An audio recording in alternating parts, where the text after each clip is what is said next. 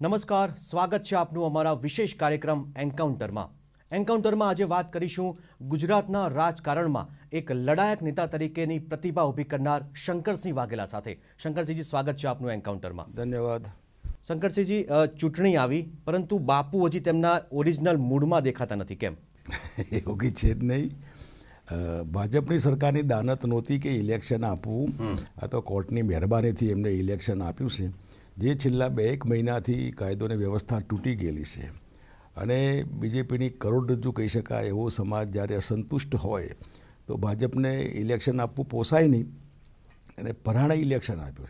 Election આપવાની સાથે જ અમારું જે હોમવર્ક એડવાન્સમાં જે તાલુકા, જિલ્લા પંચાયત, નગરપાલિકા, મહાનગરપાલિકાની જે ગોઠવણ હતી, અમારા જે પ્રભારી મૂકેલા હતા, સ્થાનિક ઉમેદવારો પસંદ કરીને અમારે આગળ ચાલવાનું હતું.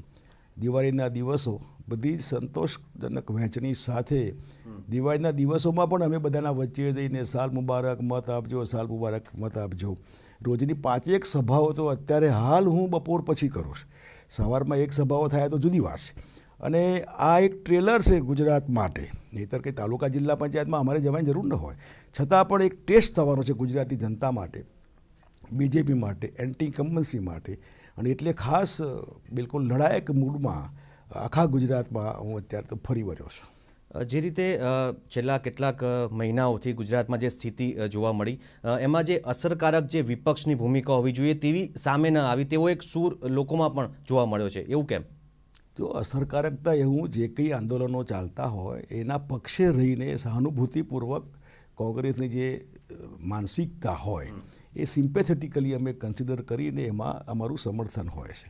અને એટલા માટે છેલ્લા ઘણા વખતથી વિધાનસભાનો એ ફ્લોર હોય હાઉસનું કે પબ્લિકનો પ્રોગ્રામ હોય, તમામ ઠેકાણે ભ્રષ્ટાચાર, મોંઘવારી એ મુદ્દા લઈને આક્રમક રીતે આખા ગુજરાતમાં પાર્ટી પોતાના કાર્યક્રમો પણ આપી રહી છે. એટલે સવાલ એ છે કે વિધાનસભામાં જે આપ આંદોલન કરો, પરંતુ જે લોકો સુધી જવું જોઈએ તે હજી સુધી કોંગ્રેસના નેતાઓ જઈ શક્યા નથી. ના, બધી જ ગયા છે. લગભગ શહેરમાં તો અમદાવાદ મ્યુનિસિપલ કોર્પોરેશન તો રોજ પ્રોગ્રામ, રોજ એટલે રોજ.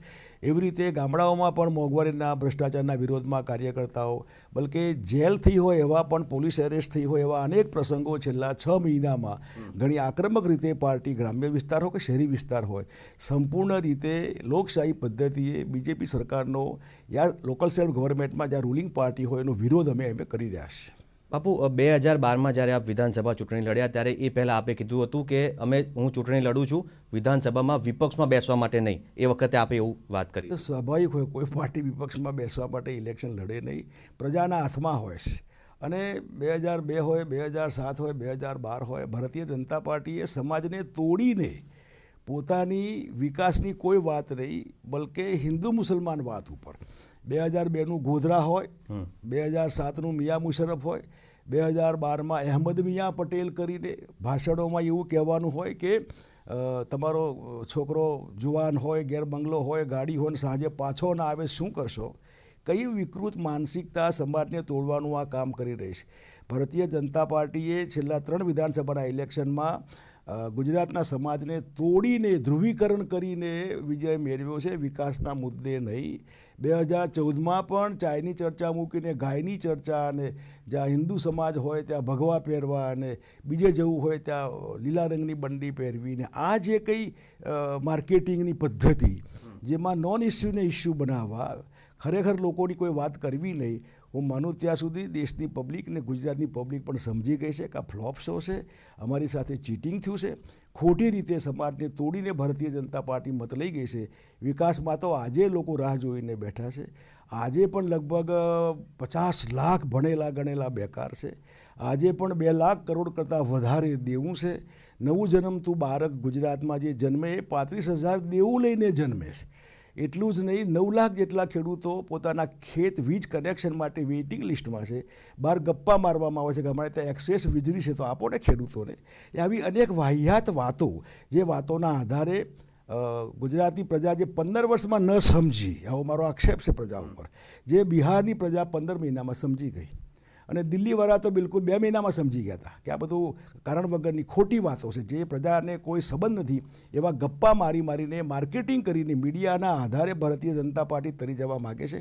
તર્યા દિલ્હી પણ સરકાર બની એમની, પણ હવે શું 1.5 વર્ષ થવા આવ્યું, પ્રજા રાહ જોઈ રહી છે કે અમારા પીએમ ક્યાં છે, કયા કયા દુનિયામાં પોતાની વેશભૂષા સાથે ત્યાં કંઈ એક્ટિંગ કરી રહ્યા છે અને દેશમાં ક્યારે આવશે.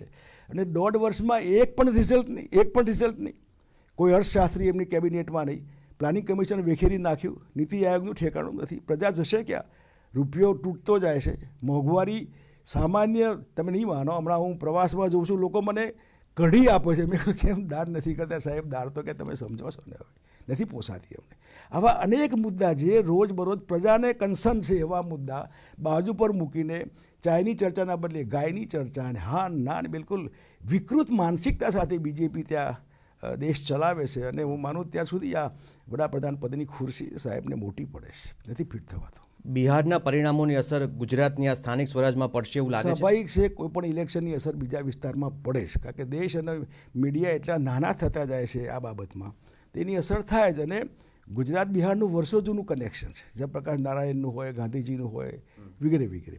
અને એના આધારે જે બિહારમાં બન્યું, કલ્પના બહારનું, વડાપ્રધાન 30 જેટલા ચક્કર કાપે દિલ્હીના, બધું પડતું દિલ્હીથી બિહારના બધું પડતું મૂકીને પ્રજાના ખર્ચેને જોખમે વાયુદળના પ્લેનમાં જવાનું, સરકારી હેલિકોપ્ટરમાં જવાનું અને ભાજપનો પ્રચાર કરવાનો. તમે એટલા કેટલા નીચે ઉતરી ગયા કે તમે સીએમના લેવલે પીએમ આવી ગયા? તમારા સિવાય કોઈ પાર્ટીમાં છે જ નહીં. જે રીતે ચાલ્યું એમાં બિહારની જનતા ઘણી હોશિયાર નીકળી. મારી માહિતી પ્રમાણે કોઈને કીધું કે 10 લાખ જેટલી સાડીઓ ભાજપને આ બધાના નેતાઓના ફોટાવાળી બિહાર મોકલાયેલી. આવું somebody told me. એક્ઝેક્ટલી કેટલું તથ્ય હશે ભગવાન જાણે. પરંતુ આ જે છે તમે લોકોને છેતરવા નીકળ્યા છો. તમારા ફોટાવાળી સાડીઓ બહેનો ન પહેરે ત્યાં. એટલે બિહારને અંડર એસ્ટિમેટ નહીં કરતા.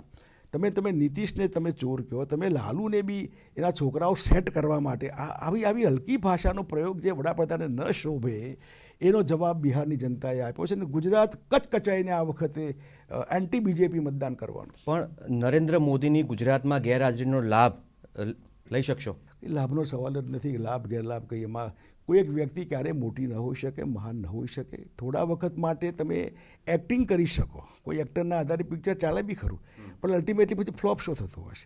બીજેપીનો ફ્લોપ શો બિહારમાં કોના લીધે થયો? દિલ્હી પ્રદેશમાં કોના લીધે થયો? એટલે ગુજરાતમાં બી બીજેપીના લીધે જ ફ્લોપ શો થશે. એવા નેતાઓ ન હોય કે જે આવતીકાલની ચિંતા ન કરે, પાર્ટી કરતાં મોટા થઈ જાય, દેશ કરતાં મોટા થઈ જાય, બીજા બધા કરતાં મોટા થઈ જાય.